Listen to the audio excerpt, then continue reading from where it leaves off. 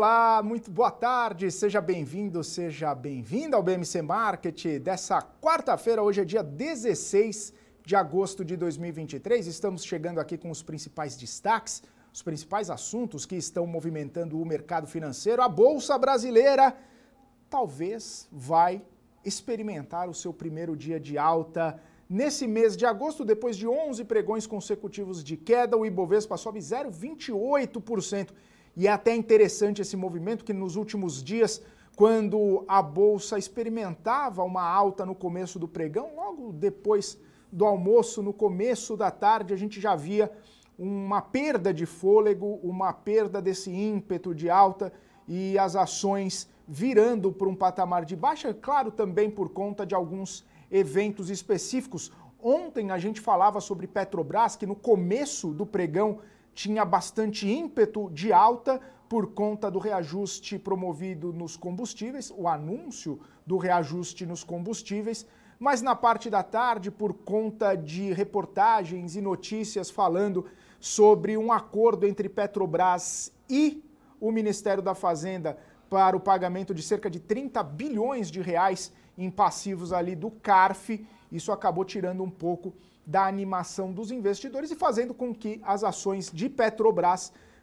arrefecessem um pouco o ânimo de alta e acabaram fechando numa alta de 0,7. Hoje, as coisas parecem estar um pouco diferentes, justamente porque Petrobras segue nesse ritmo depois de confirmada a elevação nos preços de diesel e gasolina, depois que o presidente da companhia, Jean Paul Prates, foi ao Senado para dar declarações e ser questionado pelos senadores sobre a política de preços, sobre ingerência do governo e sobre várias outras questões. Inclusive, ele ainda está lá no Senado, ele ficou lá durante toda a parte da manhã, deu uma entrevista agora há pouco, que a gente inclusive vai rodar daqui a pouquinho a entrevista de Jean Paul Prates, e também agora ele já está na parte da tarde falando, inclusive deu declarações muito importantes e que acabam reforçando um pouco esse ânimo do investidor, falando que não tem nada conversado, não tem nada sinalizado, não tem nada de acordo, inclusive nas palavras de Prates, hein? Não tem cabimento. Ninguém falou sobre acordo do passivo do CARF nesses de 30 bilhões de reais, que seriam, diga-se de passagem, muito importantes para o governo federal tentar equilibrar as contas. Seria mais uma fonte de receitas para o governo que está precisando ali de cerca de 130, 150 bilhões de reais para equilibrar as contas e não deixar, obviamente, estourar todas as contas. E aí, Jean Paul Prates falando, o reajuste acontecendo e Petrobras subindo mais de 3%. As ações ordinárias sobem 3,4%, as ações preferenciais 3,2%. E aí a Petrobras nesse ímpeto, nesse ânimo, também ajudando a sustentar essa alta de 0,3% no Ibovespa nesse comecinho de tarde. Talvez sustentando esse ímpeto e, claro, né, o Ibovespa descolando um pouco do cenário internacional, as bolsas americanas seguem operando em queda nessa expectativa, né? Hoje se vive muito uma espera pela divulgação da ata do FONC, o FONC que a reunião, né, do Conselho Monetário lá do Federal Reserve, do Banco Central americano, aconteceu há 3 semanas e agora vai ser divulgada a ata. Os investidores estão de olho, né, querendo saber ali quais os caminhos da política monetária nos Estados Unidos, todo mundo querendo saber o que foi debatido, o que foi discutido, os cenários, né, do Federal Reserve para a inflação, como que vai fazer para a inflação voltar para a meta, expectativas, será que tem alguma sinalização de início de corte de juros? Os investidores, os atores do mercado estão precificando que na próxima reunião em setembro o Federal Reserve continue com as taxas inalteradas, promovendo aí uma manutenção da taxa de juros ali entre 5,25 e 5,5, e os cortes de juros, primeiros cortes de juros, começariam apenas no primeiro trimestre do ano que vem. Daqui a pouquinho, exatamente às 3 horas da tarde, a gente vai trazer essa cobertura completa da ata do FONC. Para a gente começar esse bate-papo, deixa eu trazer aqui o Marcos Saravalli para a gente falar um pouquinho a respeito dessa movimentação, antes da gente ouvir o Jean Paul Prates, que falou agora há pouco lá no Senado. Marcos Saravalli, muito boa tarde para você. Hoje quebra o jejum, de hoje não passa. É isso, Marcos Saravalli? Muito boa tarde para você. Boa tarde, tá falando de bolsa ou de futebol? Daqui a pouquinho. Eu estou falando do Ibovespa, né? Do Ibovespa. Mas de hoje não passa também, viu, Saravalli? Muito boa tarde. Muito em breve, 19h30, no estádio do Morumbi, vai ser a festa alvinegra. Mas vamos falar do Ibovespa, Saravalli. Amanhã já temos, vai ser a primeira capa do jornal dupla, né, dividida, com duas manchetes, duas quebras de recordes. Estamos caminhando e até inclusive por um Ibovespa aí na contramão dos mercados, né? Lá fora continuam com as preocupações. Daqui a pouquinho tem a ata da última reunião do FONC, que não deve trazer grandes surpresas. Lembrando que o que a gente teve de novidades nessas últimas semanas, podemos dizer assim, acho que foi muito menos dos Estados Unidos e muito mais da China, mas só com decepções, o que acaba sinalizando, reforçando o que a gente deve trazer na ata. Só que é todos aqueles pontos que o próprio Jerome Powell vem reforçando, né? Primeiro, resiliência, resistência, força, né? Fortaleza da economia americana. Isso é um lado positivo. Embora os últimos dados de emprego comecem a sinalizar alguma fraqueza, ou seja, um ritmo menor de crescimento. Agora, o que eu espero é que o Banco Central americano comece a colocar argumentos externos, né? Mostrar assim, qual que é a preocupação hoje dos Estados Unidos, do Banco Central americano, do Fed, em relação à economia europeia, né? Lembrando que a gente já começa a ver algumas economias, sobretudo da Europa, já em estado de recessão. Uma recessão técnica, mas de recessão.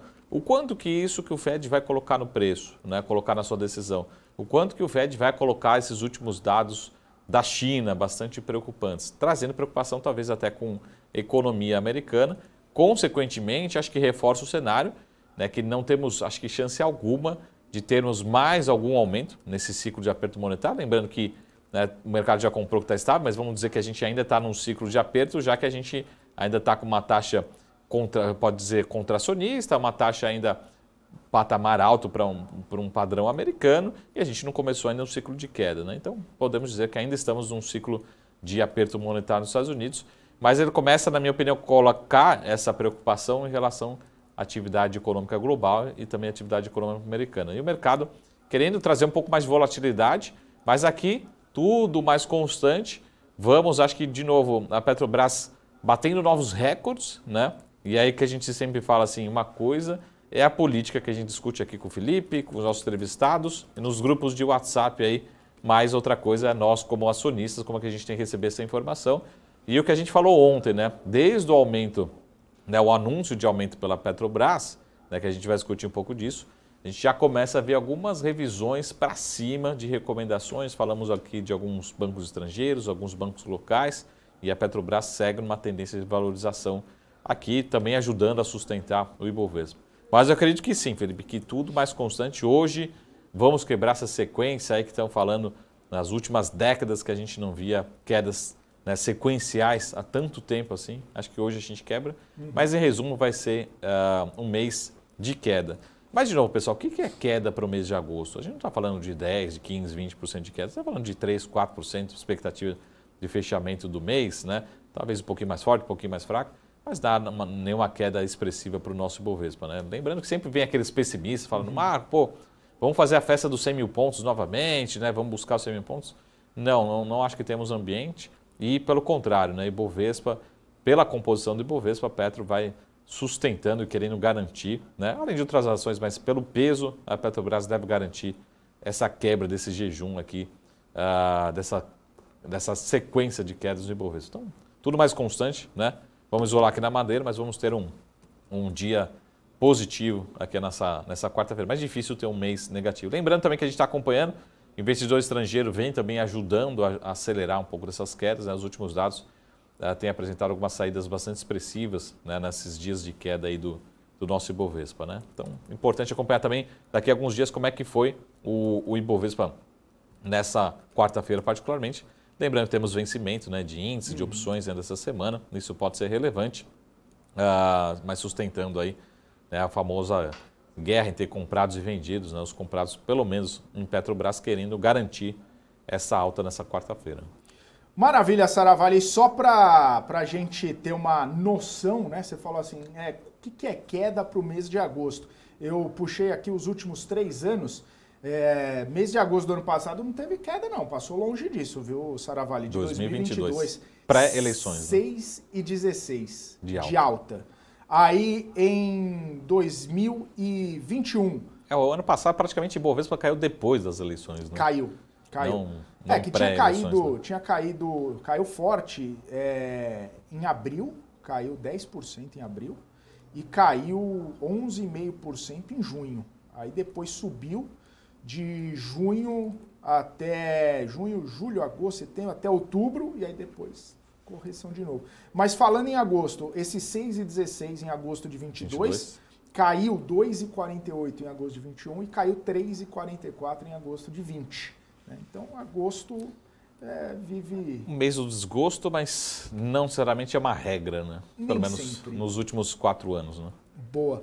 Ô, Saravalli, hoje, né, o que acaba sustentando, né, algumas altas aqui que a gente pode falar do Ibovespa é a Petrobras, que está subindo 3,61 agora, né? As ações ordinárias de Petrobras, justamente porque a gente falou sobre a ida de Jean Paul Prates ao Senado e ele dando vários esclarecimentos a respeito da política de preços, a respeito da política de dividendos, falando inclusive sobre a situação do CARF. E o Jean Paul Prates agora ele continua, né, nessa audiência pública lá no Senado, mas agora na hora do almoço ele deu uma entrevista assim que ele saiu, né, lá do Senado, e a gente tem essa entrevista. Vamos ouvir então o Jean Paul Prates e aí daqui a pouquinho a gente repercute, né, todas essas falas do presidente da Petrobras.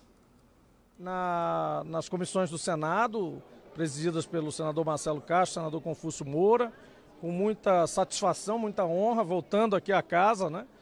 E para explicar um pouco sobre os nossos planos, Petrobras do futuro, né? Um pouco também sobre a política de preços, esclarecimentos sobre os reajustes de ontem, mas principalmente as razões de fundo pelas quais a gente está trabalhando com preços de forma diferente do grupo.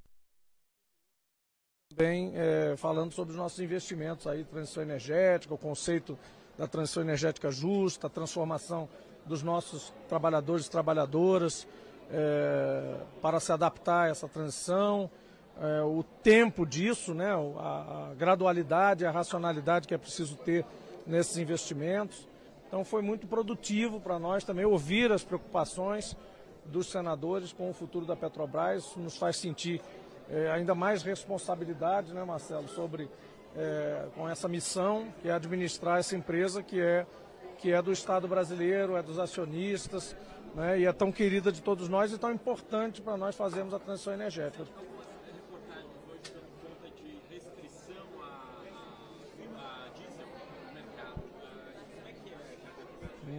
Não reconheço nenhum sinal, de desabastecimento de diesel absolutamente. Não reconheço nenhum tipo de... Não há sinal nenhum da nossa parte, nossos controles, a gente de alguma forma segue isso, né? A FECombustíveis também pode eventualmente ser consultada, porque também confere a ponta final, que são os postos revendedores, mas não acredito que haja razão nenhuma para ter desabastecimento de diesel.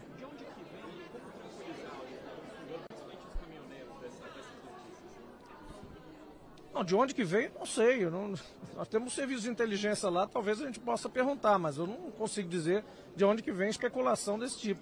A gente tem muita especulação em geral, até porque o preço da ação, tudo isso depende disso, então tem muita gente que fala muita coisa. Mas é preciso que se busquem as fontes, de fato, que tem como missão até institucional seguir esse movimento. Eu realmente não reconheço, ainda mais porque nós reajustamos, né? Então tem menos razão ainda para você ter gente represando o diesel ou tendo algum problema de abastecimento. Agora, presidente, além dessa cobrança presença de parlamentares, o senhor acha que tem alguma pressão interna dentro do governo pelo fato dos preços dos combustíveis estarem aumentando e ter perspectiva de novos aumentos? Já existe muito questionamento sobre a nova estratégia comercial da Petrobras, né? Afinal, o PPI acabou ou não acabou, enfim.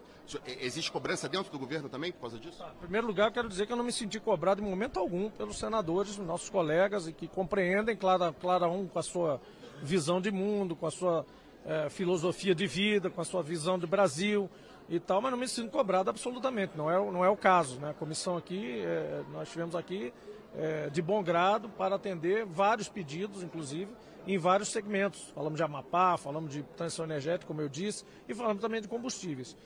Em relação à política de preços, que eu normalmente costumo chamar de estratégia comercial, para não caracterizar a Petrobras como quem faz o preço para todo o Brasil, já que há outros agentes também envolvidos em uma cadeia produtiva completa, né, e livre na sua precificação, a nossa forma de fazer preços, ela hoje reflete as vantagens competitivas que nós temos. Porque nós temos refinarias no Brasil, temos tancagem no Brasil, temos dutos e modais os mais diversos, rodoviário, ferroviário, aquaviário, né, para chegar em cada ponto do Brasil com o melhor preço para o consumidor. E ainda com isso ter a nossa lucratividade, a nossa perenidade, a nossa existência, nossa sustentabilidade dos nossos projetos e investimentos garantida integralmente. Isso que é importante. A política atual já deu certo.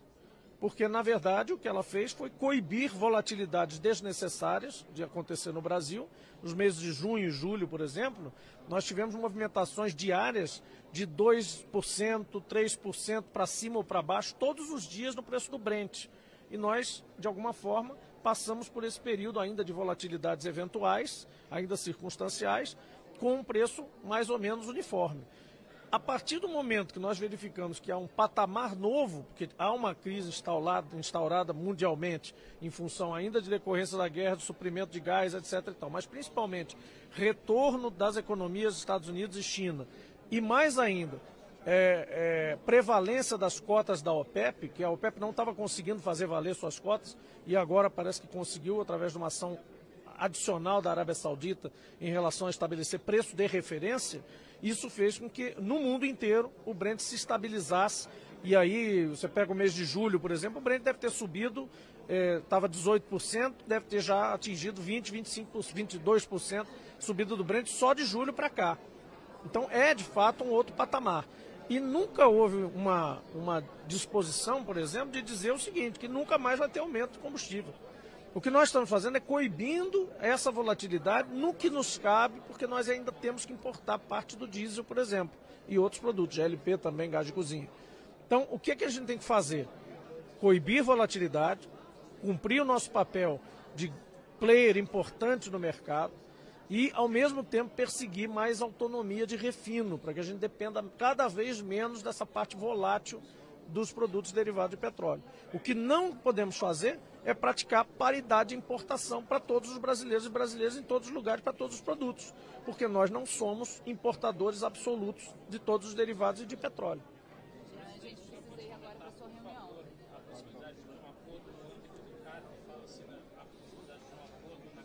Não, esse assunto do CAF que saiu ontem foi completamente fora da curva, ninguém falou nada disso. Isso criou-se uma especulação, mais uma vez, essas coisas acontecem, o mercado é cheio de pessoas que falam algumas coisas, colocam lá, e aquilo, inclusive, prejudicou ontem o valor da ação em função disso. Né? Então, isso não tem o menor cabimento.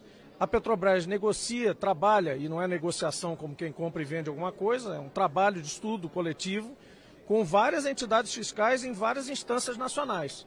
A União, os estados, os municípios, o tempo todo.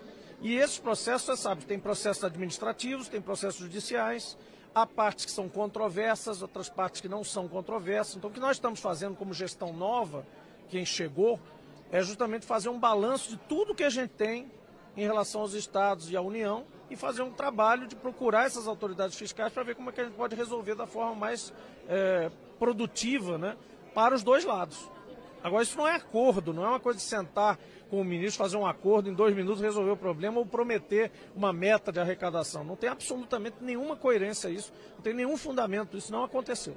Presidente, Marco Legal das eólicas offshore, ali na audiência disse que a margem enorme, né, de exploração offshore, e a Petrobras já tem expertise nisso, só que não há disposição, pelo menos pelo que a gente, né, tem de informação, de entrar forte nesse mercado. Até Disposição de quem? De exploração das eólicas offshore. Né? Não, mas não há disposição... Da Petrobras, de entrar forte com investimento. Claro que há. Ah, sim. Nós, veja bem, a transição energética para nós, ela tem o passo mais próximo na nossa exploração e produção, no ambiente marítimo. A Petrobras é reconhecida mundialmente como uma empresa offshore, né? O mais imediato para a gente olhar, o mediato, é justamente a produção eólica offshore, no mar. Como a gente ainda não tem um marco regulatório, isso é uma questão de tempo, mas alguns meses nós teremos, nós também não estamos excluindo analisar projetos onshore, ou seja, em terra, né, tanto solar quanto eólico. Mas o grande passo, né, realmente, na exploração, equivalente à exploração de petróleo no mar, será energia eólica offshore. No refino, o equivalente será hidrogênio e biocombustível. Então nós temos aí gêmeos, né, colunas paralelas de transição energética, que já estabelecemos bem claramente. E temos a reinjeção de carbono também, do CO2, etc. Então a gente está caminhando muito bem nisso.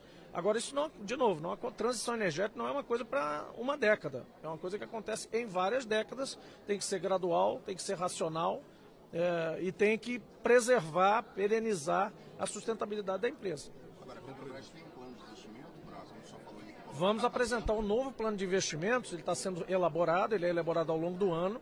Nós já emitimos aquelas diretrizes do plano estratégico e o plano estratégico sai agora em novembro. Nele a gente já vai estar incorporando isso mais claramente. Tá bom? Valeu, pessoal. Obrigado. É isso aí, o presidente da Petrobras, Jean Paul Prats, nessa entrevista esclarecendo vários pontos aqui.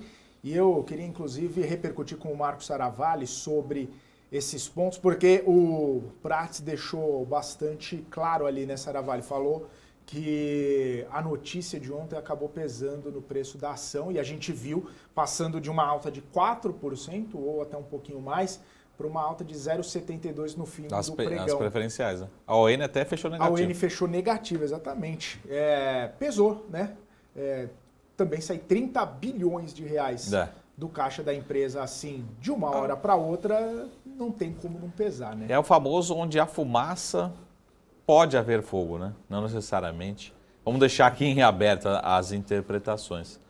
Mas eu acredito sim que é uma possibilidade, vai ser negociado, né? Lembrando que é uma questão, enfim, fiscal, uma questão Receita Federal, CARF, tem vários órgãos envolvidos, né? Não acredito que tenha essa contrapartida, vamos dizer assim, porque vamos pegar o caso do porquê que o mercado gostou e continua reagindo hoje positivamente. Pela primeira fala, lá no comecinho, quando o Prats falou assim, ó, eu não recebi, deixou bem claro isso, e a gente tem que interpretar dessa forma, não estou recebendo pressão do Congresso, do governo, em relação a esse anúncio. Então, isso que é importante, isso que o mercado está lendo. Já está vendo aí Goldman Sachs, outras instituições reforçarem a recomendação, ou quem tinha recomendação de neutro, colocar para compra ali, você reajusta um pouquinho sua percepção de risco, joga o preço para cima.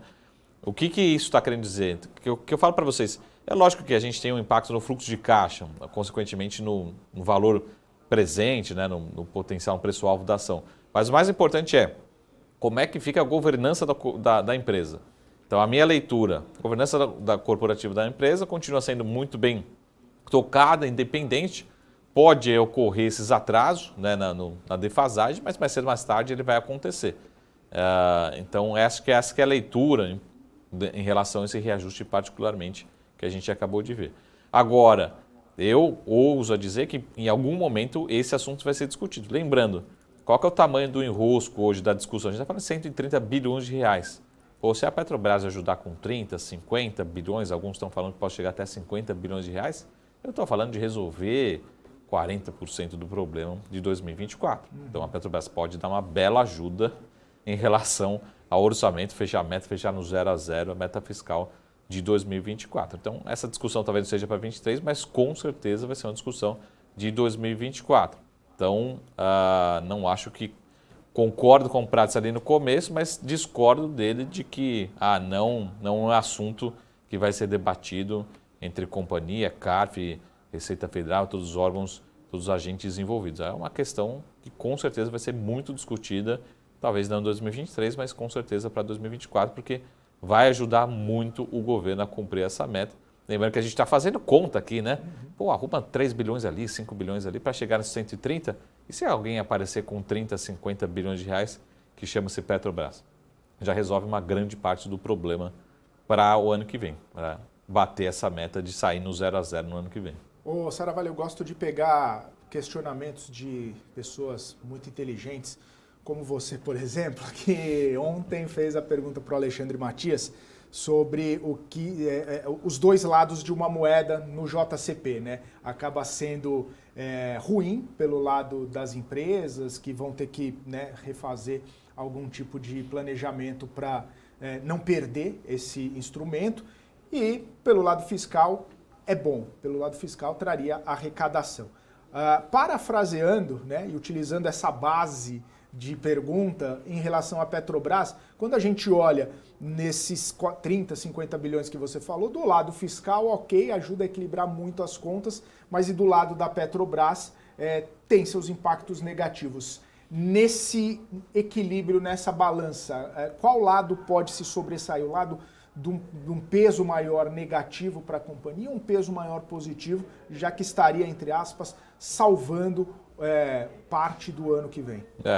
Porque a leitura aqui, sendo super radical, de novo, o Prats não Sim. disse isso e não chegou a essa interpretação. Sim. Me liberaram aqui o aumento Sim. só se eu resolver essa questão fiscal. Ele falou claro, essa é a minha interpretação, Saravalho.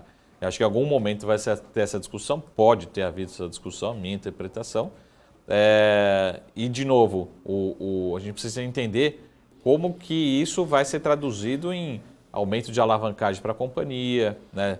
Melhores retornos para o acionista, então todos esses impactos. Tá? Então, com certeza a gente vai passar por essa discussão desses 30, 40, 50 bilhões de reais, a gente sabe que são volumes estrondosos, e como isso vai transitar também na companhia. Será que a companhia vai ter esse impacto aí de uma vez só, no ano só, isso vai ser diferido ao longo do tempo? Então tem uma preocupação muito grande. Agora, a minha leitura, pelo menos no curto prazo, o mercado não quer discutir esse assunto agora, né? Aí eu concordo com o Prats, falando o seguinte, não é assunto para agora, vamos discutir para frente, ninguém está falando sobre isso, então acho que essa leitura. Então o mercado bateu ontem e hoje já devolveu tudo, né? Então esqueceu desse tema. Quando vier a gente discute sobre esse tema. Vamos olhar para o que agora? Vamos olhar para política de preço, segue de certa forma independente, vai ter redução da defasagem, vão aumentar os preços, isso é bom para o acionista, mantém a governança de certa forma inabalada, sem muitos impactos, não é a discussão agora no curto prazo. Então o acionista de Petrobras não quer falar desse tema. Eu vi muito, até como o Prats falou, eu vi muito pouca gente comentar, analistas de research, de sell-side, comentar sobre esse tema. Mas como ele mesmo falou, né? Parece até que o Prats está no mercado financeiro, no mercado de capitais. Ele falou, bateram no papel por conta desse assunto na parte da tarde de ontem, né? A ação, como o Felipe falou, abriu subindo, bombando ali na abertura, depois foi devolvendo, fechou quase perto do 0 a 0. E está aí a explicação. E a gente vai ter que saber conviver com esses temas ao longo dos próximos anos. E aí fica aquela preocupação, se aconteceu, mas vamos pegar o cenário que aconteça, tá? Esse impacto em 2024. Mas como é que fica a Petrobras para frente? Né? Toda hora vai ter que recorrer a Petrobras para fechar as contas. Então o acionista vai ter que saber conviver com isso, porque eu sempre falo assim, ações de Petrobras dificilmente dorme tranquilo, né? Mas a verdade é que ninguém quer falar sobre esse assunto, ninguém quer tocar, vamos olhar para a questão de governança, reajuste de preços, o lado positivo do copo do meio cheio. Então, enquanto isso, o papel vai batendo recorde histórico, vai subindo, vai garantindo alta do Ibovespa. Só o mercado, né, os investidores só querem olhar para a notícia positiva para os acionistas de Petrobras nesse curto prazo, né, entre ontem e hoje, mas principalmente hoje, né, o mercado está precificando muito mais a notícia hoje do que ontem. Né? Ontem não deu fôlego, né, ficou meio dividida as atenções em relação à Petrobras. Boa, Saravalho, só para avisar o pessoal aqui, saiu a ata do Comitê de Política Monetária lá, do FONC, do Federal Reserve, o Banco Central Americano, trazendo os principais destaques, os principais argumentos para a elevação da taxa de juros em 0,25 ponto percentual na reunião que aconteceu entre os dias 25 e 26 de julho. Então a gente vai trazer já os principais destaques, né? Vai trazer aqui as principais repercussões, inclusive ao longo de todo o nosso BMC Market, porque é um documento extenso, né? Não é exatamente tão parecido com a ata do nosso Comitê de Política Monetária aqui, ele é um pouco mais extenso, mas trazendo aqui um dos destaques, que a incerteza sobre perspectivas econômicas dos Estados Unidos permanece elevada e as futuras decisões políticas vão ser conduzidas por meio de dados, olhando a totalidade de dados. A maioria das autoridades viu riscos significativos de alta para a inflação, o que pode exigir mais aperto monetário. Trazendo aqui mais destaques, desde o surgimento do estresse no setor bancário, em meados de março, os indicadores de gastos e atividades ficaram mais fortes do que o previsto. Como resultado, a equipe do Federal Reserve não acredita mais que a economia entraria numa leve recessão no fim do ano. Tem também aqui que durante o período entre as reuniões, os participantes interpretaram todas as divulgações dos dados econômicos que saíram lá nos Estados Unidos, indicando resiliência da atividade econômica e um certo alívio nas pressões inflacionárias. Viram as comunicações da política monetária apontando para uma política um pouco mais restritiva do que o esperado. A trajetória implícita do mercado para a taxa dos fundos dos Fed Fund Rates aumentou modestamente, os rendimentos nominais do Tesouro Direto aumentaram um pouco nos vencimentos mais curtos. Enquanto isso, preços gerais das ações aumentaram e os spreads dos títulos corporativos com grau de investimento especulativo diminuíram moderadamente. As condições de financiamento, geralmente restritivas, e os custos dos empréstimos permaneceram elevados. E aí ele segue, né, trazendo mais condições e argumentos para essa tomada de decisão, falando sobre crédito, falando também sobre o setor bancário. É um parágrafo importante, porque diz que a capacidade do setor bancário de financiar esses empréstimos a empresas e consumidores permaneceu geralmente estável nesse período aí entre as reuniões, né? Entre as duas reuniões, a que aconteceu 13 e 14 de junho e a 25, 26 de julho. Volumes de depósitos principais em grandes bancos, em outros bancos domésticos, mantiveram-se estáveis nos níveis que atingiram no início do mês de maio. E aí continua falando sobre crédito, continua falando sobre a questão de crédito não só do setor bancário, mas também no mercado de hipotecas, que acaba sendo uma situação importante ali que o Federal Reserve olha também, justamente por conta de muita elevação, né, nos preços, nos preços do setor imobiliário lá nos Estados Unidos, que está bastante pressionado também.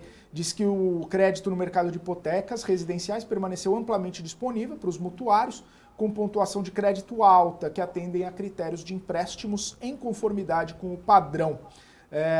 Que as condições permanecem acomodatícias nos mercados de crédito ao consumidor, com crédito disponível para a maioria dos mutuários.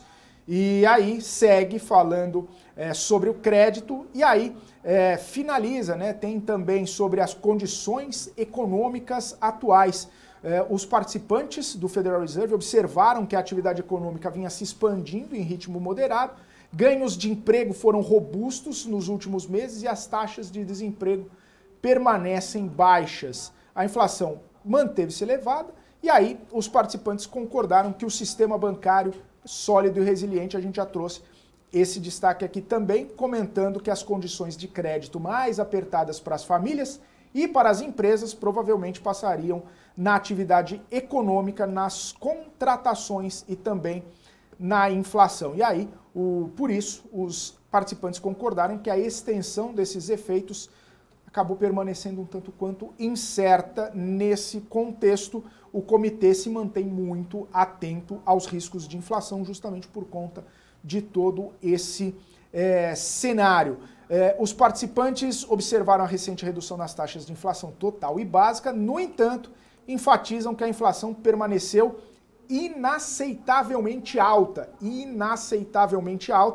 e que mais evidências serão necessárias para que eles tenham confiança ou estejam confiantes de que a inflação está claramente a caminho do objetivo de 2% do comitê.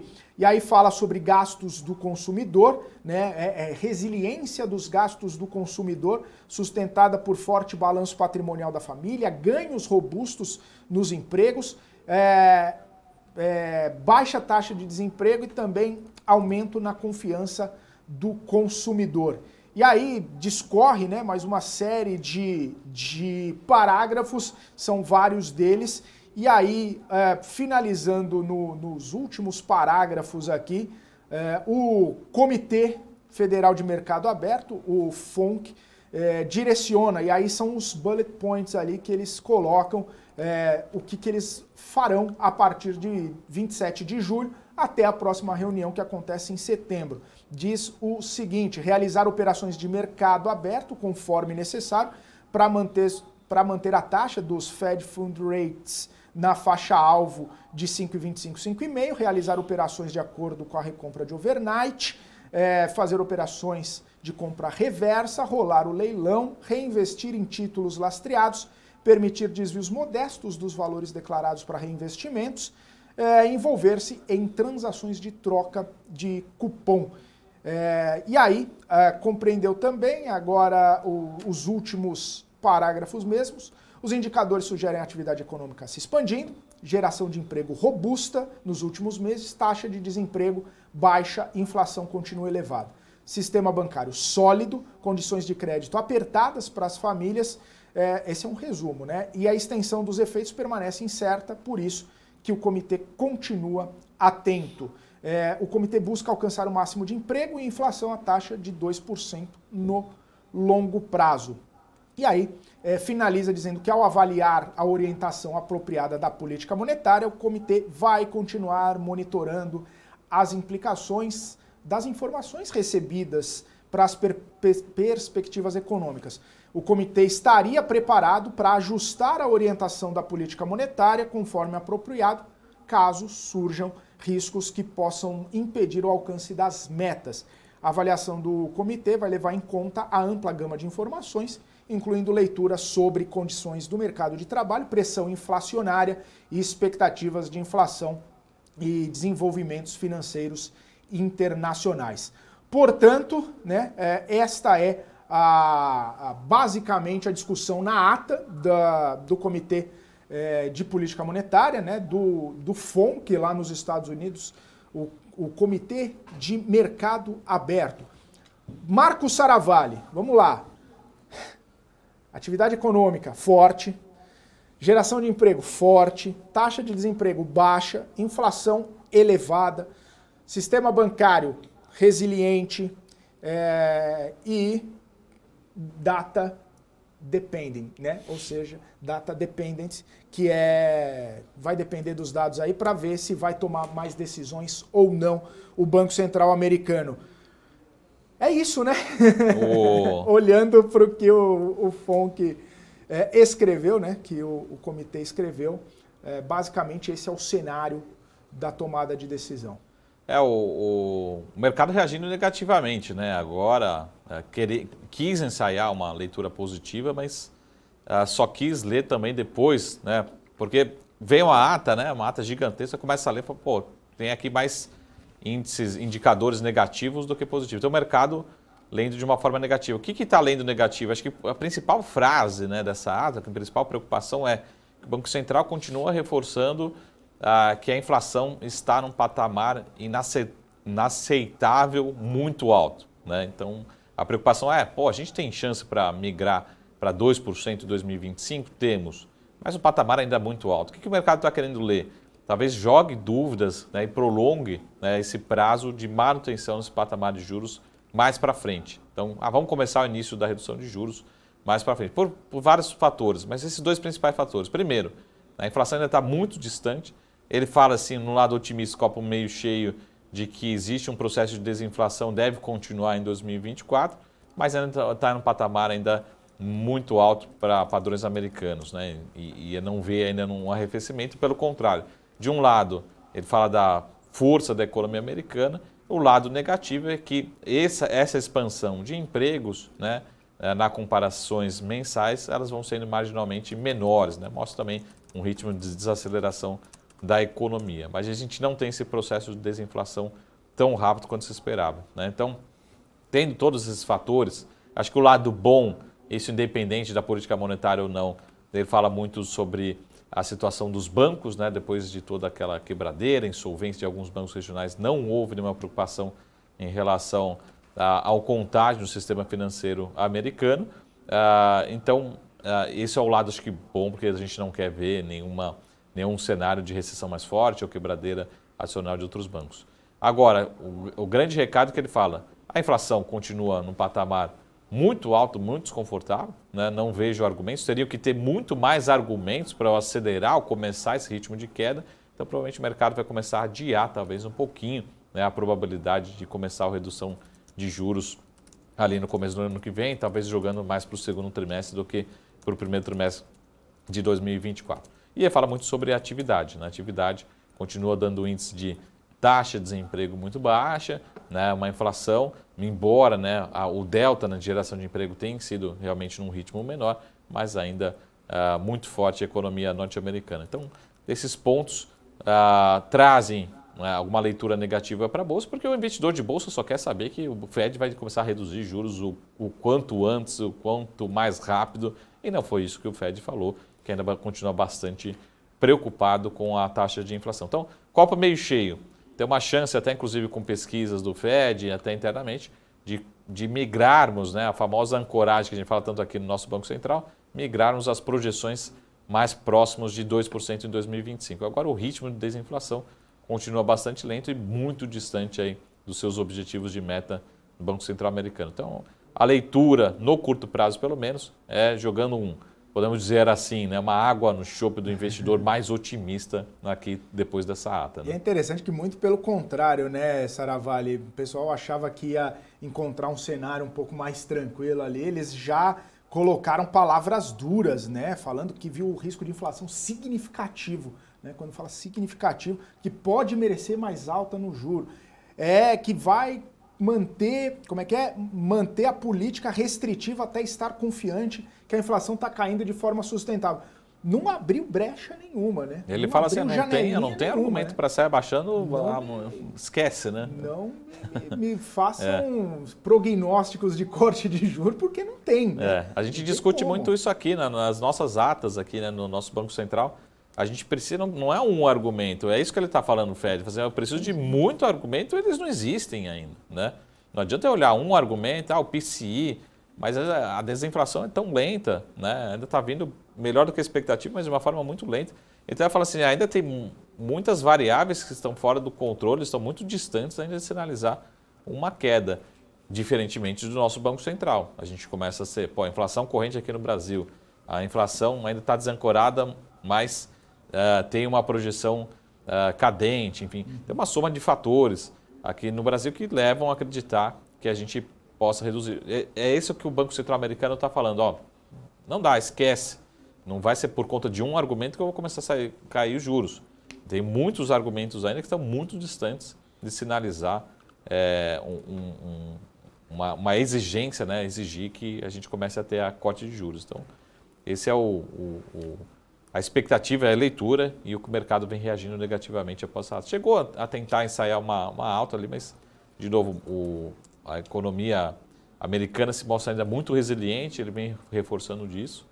A inflação continua muito distante do centro da meta, desinflação muito lenta, poucos argumentos para começar a reduzir os juros. Ainda é muito cedo para falar sobre esse assunto nos Estados Unidos. Boa. Saravalli, daqui a pouquinho a gente vai continuar repercutindo a ata da última reunião lá do Federal Reserve, que aconteceu no fim do mês de julho. Você que está nos acompanhando, não saia daí, porque a gente vai continuar repercutindo os principais destaques dessa ata e, claro, toda a movimentação que essa água no chope que o Saravalli trouxe aqui lá do Federal Reserve pode estar impactando nos mercados também. Então, continua aqui com a gente. O nosso intervalo comercial é rapidinho. Na volta a gente segue repercutindo essa ata do FONC. Continue com a gente.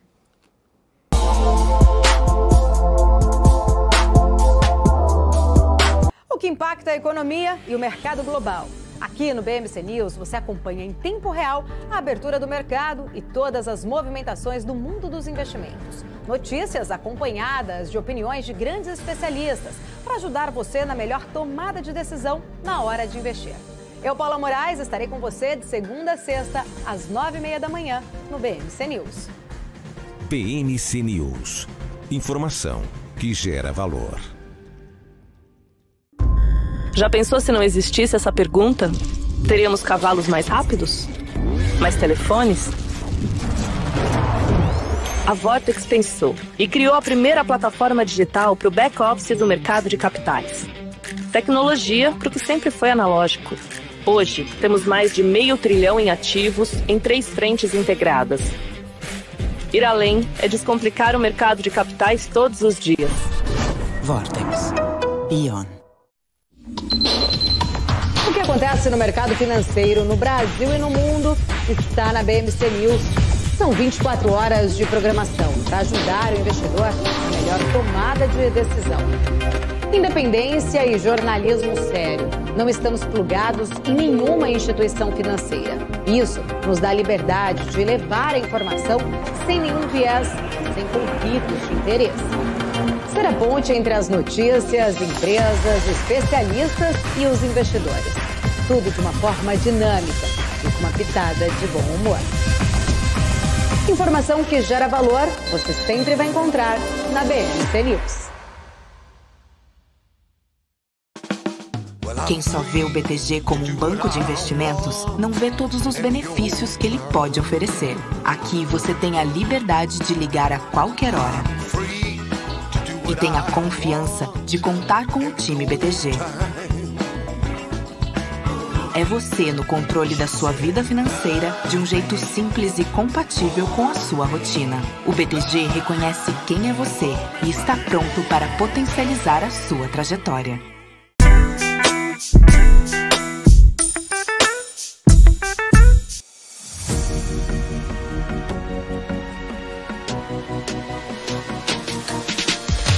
BMC News. Informação que gera valor.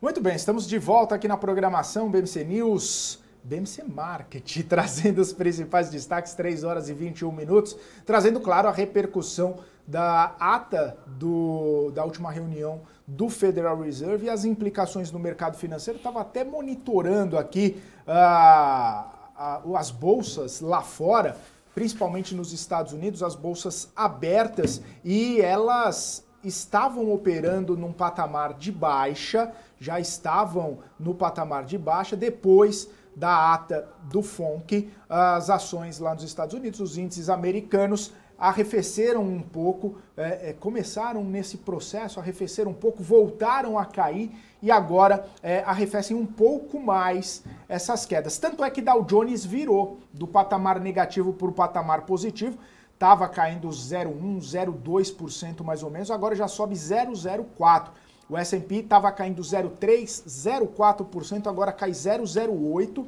E a Nasdaq estava numa queda um pouquinho mais aprofundada, lá na casa dos 0,6% e agora caindo 0,4%. Um movimento, né, mostrando ali o que a gente vinha comentando no último bloco, de que talvez tentando, né, ler as entrelinhas da ata da última reunião do Federal Reserve para tentar trazer, pinçar, né, alguns termos, algumas questões ali que pudessem trazer um certo ânimo para o mercado financeiro.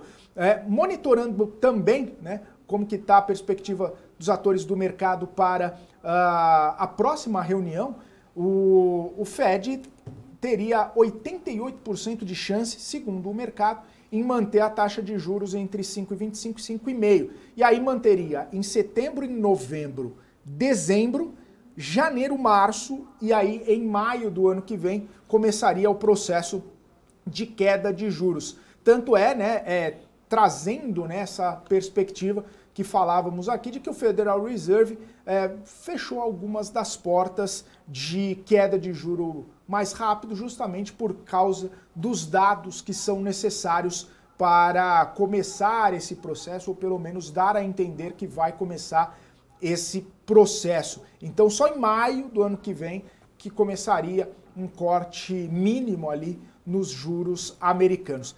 Na Bolsa Brasileira, ganhou um fôlego, pegou um pouquinho mais de tração, estava subindo 0,2%, agora já sobe 0,45%. A Bolsa Brasileira, 116.676 pontos, justamente aí trazendo um certo otimismo a mais para o nosso Ibovespa. E aí eu estou monitorando aqui, né, as principais ações que estão fazendo esse peso importante, continua com Petrobras e Vale, né? Sendo que a Vale sobe só 0,23, mas só de não cair já está muito bom para conseguir segurar e sustentar esse ritmo de alta do Ibovespa. E Petrobras, que já sobe mais de 4%, Petri 3, as ações ordinárias que ontem fecharam num patamar negativo. E Petri 4 segue subindo 3,4%, está quase tocando a máxima histórica novamente. Máxima histórica que foi ontem em Petrobras, depois de todo aquele ânimo no começo do pregão com o reajuste dos combustíveis. Voltando a falar da ata do Federal Reserve, ata do FONC, Marcos Saravalli, o que pelo menos pode trazer, né? Você sempre gosta de falar do copo meio cheio, e por mais que o FONC, né, o comitê, tenha falado riscos de inflação, mercado de trabalho pressionado, toda essa situação envolvendo a economia americana, tem um destaque importante, que é, bom, pelo menos a gente não vê sinais de recessão até o fim do ano. Isso pode estar sendo, segundo algumas leituras aqui, o que acaba trazendo um certo otimismo ali, nem que seja um fiozinho de esperança para os investidores, que fez com que houvesse essa mudança aí desse patamar de queda para uma queda menor aí nos índices americanos. Só de não ter recessão já tá bom, né, Saravalli? O americano já fica feliz. O lado do copo meio cheio é esse, né? A gente tem praticamente, a gente sempre fala, quando a gente entrou em 2023, dezembro, novembro de 2022, olhando para 2023, a gente tinha duas verdades, né? A gente tinha a verdade que a China era o motor do crescimento mundial esse ano 2023 e que os Estados Unidos iriam entrar em recessão. Em agosto de 2023, a gente tem um cenário justamente inverso, né? A China é o motor da preocupação e os Estados Unidos, a gente não tem cenário, né? E a ata reforçou hoje de recessão americana. Então, quando a gente olha, lembra que eu já apresentei aqui nos nossos gráficos semanais, o que é a projeção do S&P 500? A gente precisa trabalhar com duas variáveis, principais variáveis. A projeção de expansão de earnings, da ordem de 5% para o ano que vem, que eu acho conservador. Se não tivermos recessão, esse 5% está confirmado, pode ser até maior. E também a reprecificação de múltiplos. Isso vai migrar, projetar o nosso S&P 500 para o ano que vem. Então, o mercado está olhando pela notícia, né, na ata, de que pelo menos a recessão está de fato carimbada, descartada nos Estados Unidos nesse ano de 2023. Então, vamos continuar. Lembrando, a gente está terminamos a temporada de balanços e foi justamente esse número que a gente viu aqui no resultado das companhias. Expansão de lucros, né, ou resultados acima das projeções entre 6% e 8%, tá? Essa ordem de magnitude. Cerca de 70%, 80% das empresas entregando resultados melhores do que o esperado. Então, o investidor olhando, né, não vamos ter recessão, vamos ter que saber conviver com esses juros, as companhias vão se preparando para esse cenário, juros mais altos, mas se não tiver recessão, tem espaço para a expansão de lucros, a S&P 500 agradece para o ano que vem. Tá? Eu, olhando como estratégia, eu acho que o investidor tem que olhar muito para o final de 2024, né? E não para o final de 2023. Aí sim, a gente pode ter um cenário de começarmos a redução de juros, como o Felipe falou, talvez não ali no primeiro trimestre, mas no segundo trimestre, mais para maio, e ter um fôlego adicional para o S&P 500, né, empurrar ainda mais forte, mais rápido o S&P 500. Então, essa leitura que o investidor tem que dar. E também tem alguns dirigentes que a gente chama um pouco mais dovish, né, um pouco mais otimistas, né, um pouco dando um peso menor.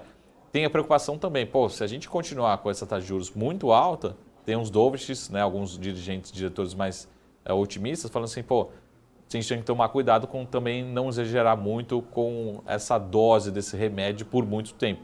Então a gente pode estar preocupado de colocar uma política monetária tão restritiva por muito tempo, então também a gente tem que olhar um pouco para isso. Então essa preocupação pode trazer que tem alguns dirigentes falando, pô, a gente precisa também sinalizar, né, de quando a gente vai começar a reduzir essa taxa de juros, como a gente está vendo lá na Bolsa de Chicago, essa precificação um pouquinho ali para o segundo trimestre, o cenário base por enquanto, né? Então, o interessante é que a ata do Fed ele deixa cenários tão abertos, né, Felipe, que a gente tem 3 possibilidades, né?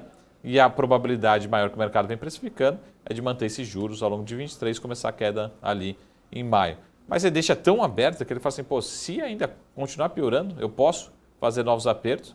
E alguns dirigentes aí falando, tomem cuidado com o tamanho do aperto, né? Então tem opiniões para todos os gostos nessa ata dessa quarta-feira da última reunião. Ô Saravalho, eu estava vendo também, né, o desempenho da Treasury de 10 anos lá nos Estados Unidos, e interessante que subiu, né, o prêmio subiu, começou o dia hoje entre 4,19 e agora já está 4,25, né, mostrando, né, que talvez os investidores diante desse cenário do Federal Reserve estão migrando mais ali para as treasuries, né? Tentando proteger de algum movimento ali problemático. A gente já vê muita gente falando, poxa, os índices estão esticados, as ações estão esticadas, pode haver um movimento ali de queda. A gente já viu grandes nomes ali shorteando os índices americanos,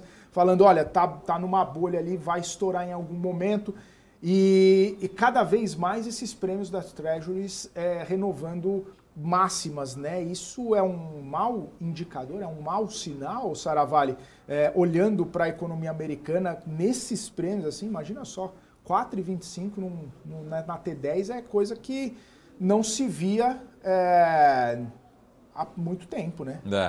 A gente sempre fala em relação a custo de capital, mas eu não vejo as companhias preparadas para um custo de capital americano, né? O que o Felipe está falando? O custo de capital ali, meu risk-free, né? Ou seja, ali meu custo de captação, ao longo dos próximos 10 anos, vai ser pelo menos 4%, né? Entre 4% e 4,5%. É um custo de capital para o padrão americano bastante alto. E que o mercado também está falando que essa inflação vai demorar muito para ceder. Não é o cenário. Como a gente viu no caso do SVB e outros bancos, né, regionais americanos, os bancos americanos, né, o sistema financeiro americano, os próprios profissionais, eles não estão preparados para conviver por muito tempo com inflação muito alta ou com juros muito altos. Isso não é escola de finanças. O brasileiro não, a gente sabe conviver, já tivemos momentos muito piores, mas a gente sabe conviver com curva de juros, enfim, com todos esses impactos. Então essa leitura, não acho que o empresariado americano está preparado para viver os próximos 10 anos com esse custo de capital como está sendo precificado nessa curva. Um custo de capital muito alto de 4,5% por muito tempo, tá? Então eu acho que é um pouco de exagero e aí como o Felipe falou, tem ali um pouco mais os pessimistas, a gente está vendo aí alguns grandes investidores de Nova York começando a apostar no inverso, né? Pô, se a gente for manter esse custo de capital americano em 4% ao longo dos próximos 5, 10 anos, né? Será que todas as companhias estão preparadas? Né? Será que vão ter rentabilidade? Será que a gente não pode entrar num período de recessão? Porque a gente está chegando num momento, até que a gente discute muito aqui na BMC News, que é que os manuais de economia, pelo menos nos Estados Unidos, eles começam a perder até a validade, né? Tudo que a gente via na história, né? Um cenário de inflação muito alta, de juros muito altos, mas ainda gerando emprego, né? Continua gerando emprego, as curvas não conseguem justificar, né? Os estudos acadêmicos não conseguem justificar esse cenário que a gente está vivendo. Então essa é a minha preocupação e talvez essa seja a preocupação ou o lado que os mais pessimistas estão vendo, né? Se a gente continuar com juros muito altos por muito tempo nos Estados Unidos, tem muita empresa que não vai aguentar, não vai conseguir saber sobreviver, lidar com esse cenário de inflação muito alta, juros muito altos por muito tempo. Tá? Mas chama atenção, né? Algo, de novo, algo que é raro, mas está acontecendo, né? Essa curva aí de 10 anos nos Estados Unidos, precificando algo que talvez a gente não esteja vendo ou não estejamos querendo ver nesse momento. Né? Ô Saravalli, aí pegando esse gancho, né, de lá para cá, sem parafrasear a ex-presidente Dilma, de lá para cá, daqui para lá, olhando o Ibovespa, né, quando a gente percebe que até tomou um rumo um pouco mais otimista depois da divulgação da ata, o que pode ter essa interpretação, né? Poxa, os Estados Unidos seguem lá, mesmo assim talvez haja mais alta de juros, a economia resiliente, mas não vai ter recessão, então de repente a gente tem uma percepção de que, poxa, pode sobrar alguma coisa aqui pra gente, pode ter um ânimo um pouco melhor pra gente. O que pode trazer de leitura assim, né? Claro que centenas de empresas compondo, né, dezenas de empresas compondo o nosso índice, algumas subindo mais, né, a gente pode até falar depois, daqui a pouco, de Via, que estava num movimento de muita queda, agora está subindo, disparando, enfim, Saravalli. Até depois eu tenho uma curiosidade muito grande, coloquei no meu Twitter agora à tarde sobre Via, já a gente comenta. Gostaria de ouvir sobre com BTC. certeza. Mas só para encerrar esse bloco, esse movimento aí, Saravalli, tem relação, o mercado brasileiro acaba tendo um pouco de ânimo a mais por causa dessa ata aí, que animou lá fora, né? Então pode ter importado um pouco desse movimento. E até o mercado, em relação a essa ata, acho que ela deixou tão em aberto os cenários, né, que a gente, nesses últimos 30 minutos, né, desde a publicação da ata, a gente já viu de tudo. Né? Já vimos o S&P realizar, entender como ruim, voltar, subir, enfim, ou pelo menos reduzir as quedas. E eu olho muito aqui, estou olhando um pouco para o DXY, né, que é um pouco o poder do dólar em relação a uma cesta de moedas, principalmente em relação ao euro, mas uma cesta de moedas. Estava subindo exatamente 0,20, que era uma valorização, de certa forma, um pouquinho mais forte. E agora devolveu praticamente tudo e está zerando essa alta. Né? Então o mercado ainda com muitas dúvidas do que pode acontecer em relação a essa ata, a interpretação dessa ata, e jogando também uma preocupação em relação à inflação de longo prazo. Né? Mas no curto prazo, as bolsas acho que reagindo muito mais em relação à atividade, que deixou claro, né, que esse cenário decretado que não teremos recessão nos Estados Unidos. Então, o mercado querendo reagir a esse cenário, né? Essa redução da preocupação em relação à atividade econômica. Mas eu repito, né? Talvez nas próximas atas, nas próximas reuniões, a gente precisa entender como que o impacto do cenário internacional tem se traduzido em preocupação em relação à atividade econômica norte-americana. Né? A princípio, segue na balada, segue muito forte, mas com uma preocupação muito grande em relação à inflação, que continua muito distante aí do seu centro da meta, centro das projeções. Tá? Então, essa preocupação. Mas DXY agora muito mais calmo, subindo 0,11 nesse momento, nenhuma grande oscilação no DXY, né, nesse exato momento. Né? Então, trouxe muita volatilidade durante os últimos 35 minutos, muita oscilação, mas temos interpretações para todos os cenários aqui em relação a essa ata, né, do Fed. O Fed deixou, né, disponível para todos os gostos e, como você falou, dependendo de dados, vamos acompanhar e decidir. Né? Mas não vejo, por mais que o Banco Central também tenha deixado em aberto, mas não vejo o cenário, pelo menos na minha interpretação, está descartado o cenário de possibilidade de aumento de juros, né? Mesmo daqui até março, maio do ano que vem. É isso, Saravalli. E aí, claro, assim como o Federal Reserve vai ficar dependendo dos dados, nós também ficaremos dependendo dos dados aqui para poder comentar e trazer essas perspectivas. Mas, como você muito bem disse, se quer ver o copo cheio, meio cheio, tem argumento. Quer ver o copo meio vazio? Tem argumento. Parece que assim, aqui na nossa ata, a gente tem uma frase para cada diretor, né? Tem que agradar todos os diretores. E parece que lá na ata dos Estados Unidos tem uma frase para cada perfil de investidor, né? O investidor mais otimista tem uma leitura. Para o perfil mais pessimista também tem, né? Então, até a gente está vendo, várias ações batendo recorde de all-time high em um dos maiores e investidores americanos que ganhou muito filme, né, notoriedade no mercado americano, apostando na queda, fazendo novas apostas na queda. Também, se ele está enxergando isso, né, quer dizer que ele já ganhou no passado, porque não poderia apostar na queda novamente. Então, esse é um dos assuntos aí nos bastidores aí do mercado financeiro mundial. É isso, Saravalli. E a gente vai continuar falando disso daqui a pouquinho, mas eu preciso ir para um rápido intervalo, justamente para trazer depois mais informações do mercado financeiro, mais repercussões dessa ata do Volcker que manipula, que toma todo o tempo dessa tarde aqui na BMC. Você que está conosco, continue com a gente, o intervalo é rapidinho, a gente volta já já.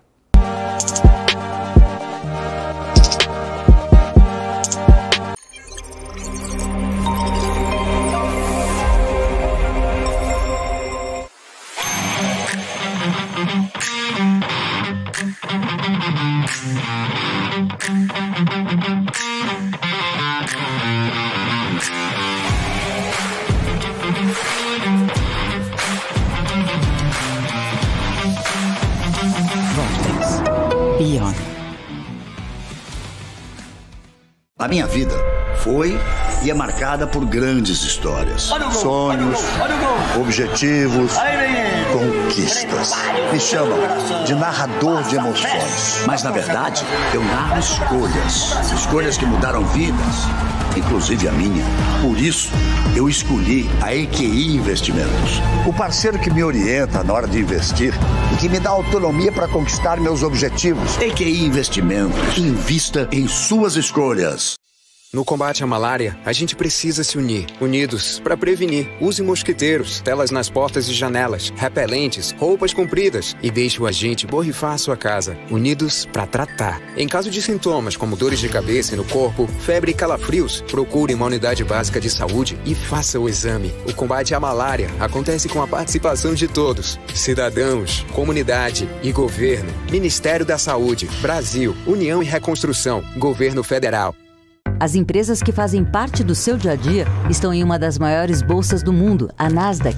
E a boa notícia é que você pode investir nessas empresas diretamente pela Avenue, sua corretora nos Estados Unidos. Com os dados das ações dos Estados Unidos fornecidos pela Nasdaq em tempo real, o cliente Avenue pode acessar diretamente as maiores bolsas do mercado americano. Entre neste mercado de tecnologia e inovação. Acesse avenue.com.br/Nasdaq e seja bem-vindo ao mercado global.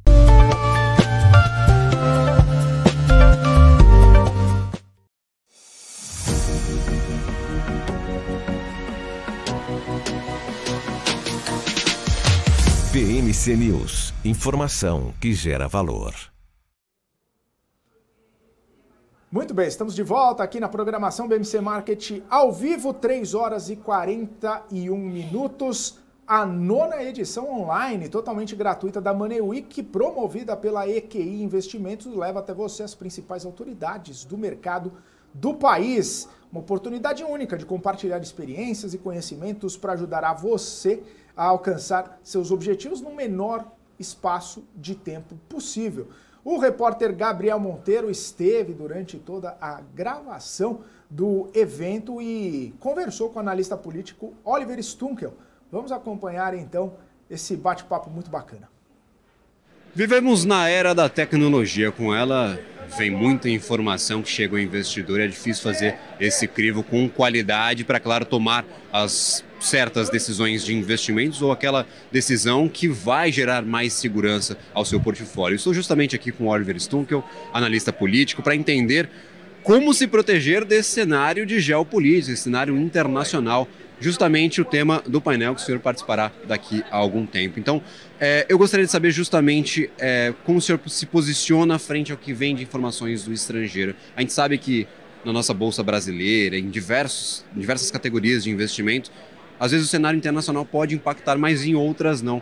Como analisar essas informações com qualidade e como se proteger do ambiente externo, claro, quando a gente pensa no patrimônio e nos investimentos do investidor?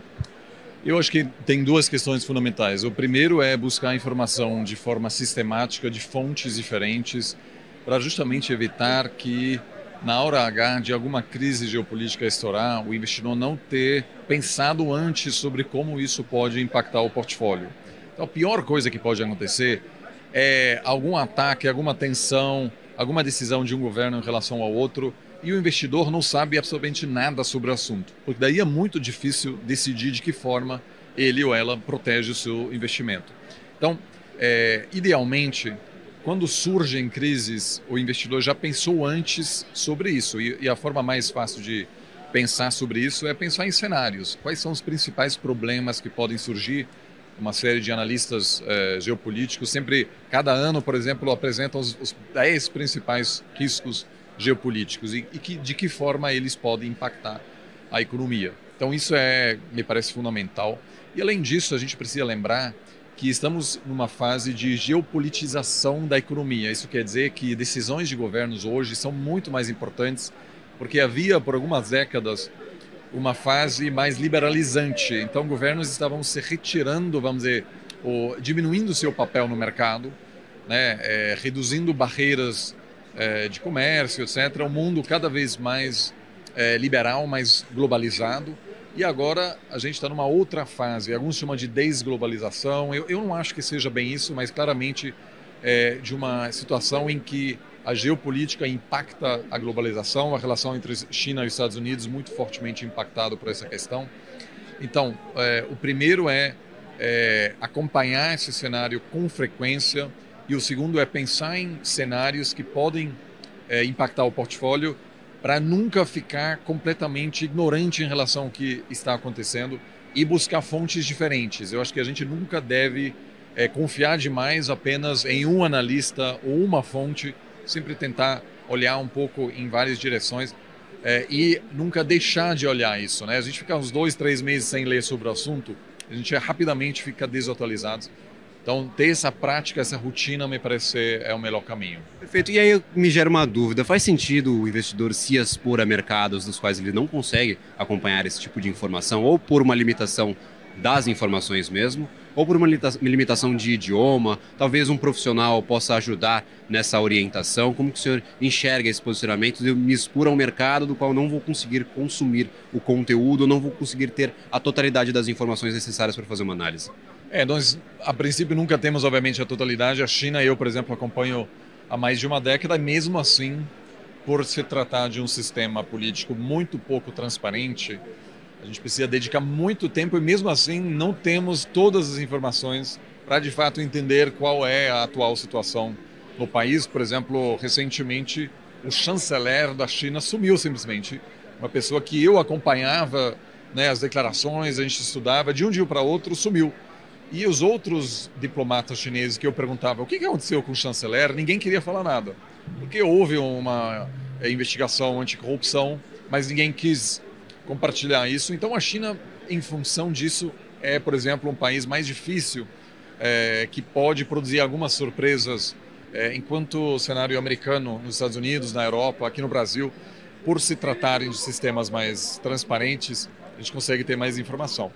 Eu acho que hoje conseguimos, por meio de especialistas, acompanhando analistas, a gente consegue, mesmo em países que a gente não conhece tão bem, a gente consegue ter informação suficiente. Eu não acho que é preciso se tornar especialista em um determinado país para poder fazer um investimento. Mas nós nunca devemos ficar sem nenhuma informação sobre um país, porque de fato hoje, mesmo investindo numa empresa que tem bons fundamentos, boas ideias, ela pode acabar sendo muito exposta a uma situação geopolítica que ela simplesmente não influencia.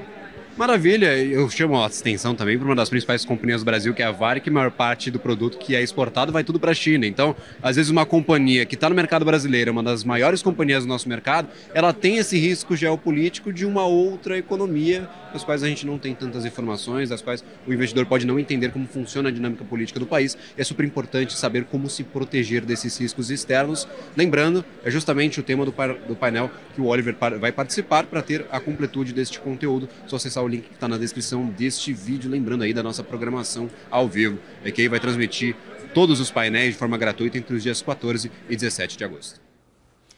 É isso aí, Gabriel Monteiro, direto das gravações da Money Week, e até amanhã esse evento muito bacana. Para se inscrever na Money Week, basta acessar o QR Code que está aí na sua tela e também nos nossos canais de transmissão. A gente tem no Telegram, no WhatsApp, tem também canal do YouTube, inclusive no chat do YouTube está fixado lá para você se inscrever e no nosso portal bmcnews.com.br também. 3 horas e 48 minutos. Marcos Saravalli, tem um movimento muito interessante no mercado financeiro hoje e eu queria entender a sua visão. É o movimento de empresas que caíam entre 1,5% e 3% e agora sobem 7%.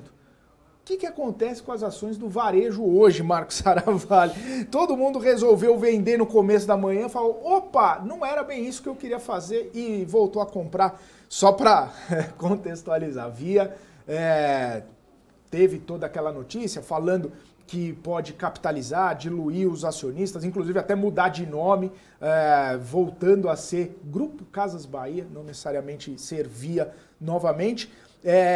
Caiu cerca de 3%, agora sobe 6%, Via. Magazine Luiza caía 1,5%, mais ou menos 1,6%, sobe 7%. Saravalli, as varejistas voltaram ou a varejista voltou, Saravalli? Bom, essas notícias aí de possíveis follow-ons, né, possíveis ofertas, lembrando, não necessariamente é uma notícia ruim. Nenhum acionista gosta, porque imagina assim, se você não acompanha, você é diluído. Então, a sua participação na sua companhia, né, vamos supor, pode cair 10%, 50%, pode cair bastante. Então, ninguém gosta. Todo mundo gosta que a companhia, vá lá e faça a sua captação no mercado de capitais, né, num banco, enfim, procure capital de terceiro.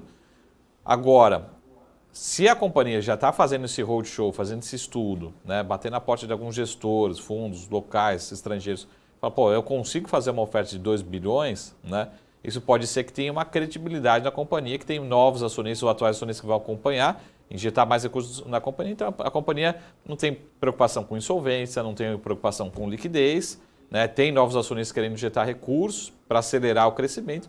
Então, de novo, também tem duas leituras.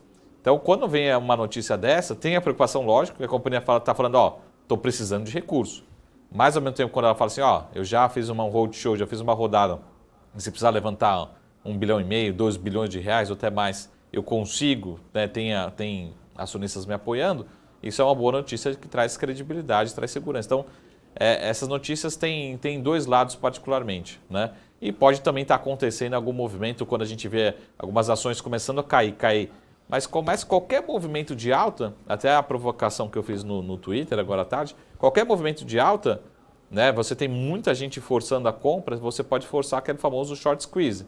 Então, de vez de ela subir 1%, ela acaba subindo 5%, 6%, acelerando, porque aquele cara que está vendido, aquele investidor que está vendido, precisa recomprar essa ação, senão ele vai perder muito dinheiro, a tendência não vai cair. Então, a provocação que eu deixei hoje na Via, particularmente, ontem, tá, com os dados de ontem, a gente teve o BTC, né, os aluguéis da Via, particularmente, na média, uma taxa média do doador, enfim, do mercado, né, de BTC de aluguel de 11%, só que teve um negócio, ou a taxa máxima ali do doador, né, de 60%. Ou seja, tem alguém que está apostando muito na queda, né, porque imagina o seguinte, é como se você estivesse pagando durante um ano, você acreditando que pelo menos essas ações vão cair pelo menos 60%, senão você não pagaria 60% no aluguel, né, de qualquer coisa, de qualquer título ou ativo. Então tem alguém apostando que esse ativo ele pode cair 70%, 80%, 90%. É isso que esse investidor está acreditando. Então o inverso também é verdadeiro. Se a gente vê um movimento de alta, esse investidor que acabou de apostar na queda, ele vai ter que sair comprando para zerar a posição dele, que acaba acelerando essas altas. Tá? Então, acho que é uma soma de fatores, né? Mas o que me preocupa é que essas taxas, né, muito fora da média, mostram que tem um investidor ou outro ainda continuando apostando em quedas muito fortes em algumas ações específicas, no caso de Via particularmente. Tá? Então, o lado do copo meio cheio é que se a companhia fala posso fazer um movimento de 2 bilhões de reais de aumento de capital, porque está quase tudo pronto, já está preparado, já foi sondado o mercado e tem investidores querendo apoiar esse possível aumento de capital. Se fala que vai colocar em discussão na Assembleia, não está pensando foi, agora, né? Já foi, né? Já foi. Como diz parafraseando o Ivan, que a gente comentou ontem aqui, né? Atual CEO da Eletrobras, problemas de 25 a gente resolve em 23, né? Você não resolve lá em 25, achei um problema aqui, né? Exatamente. Saravalli, finalizando o BMC Market de hoje, considerações finais em dia de muitas movimentações, né? Falamos de Petrobras, de Via, ata do FONC, repercutimos bastante aqui. O que deixa para os nossos telespectadores nesse final?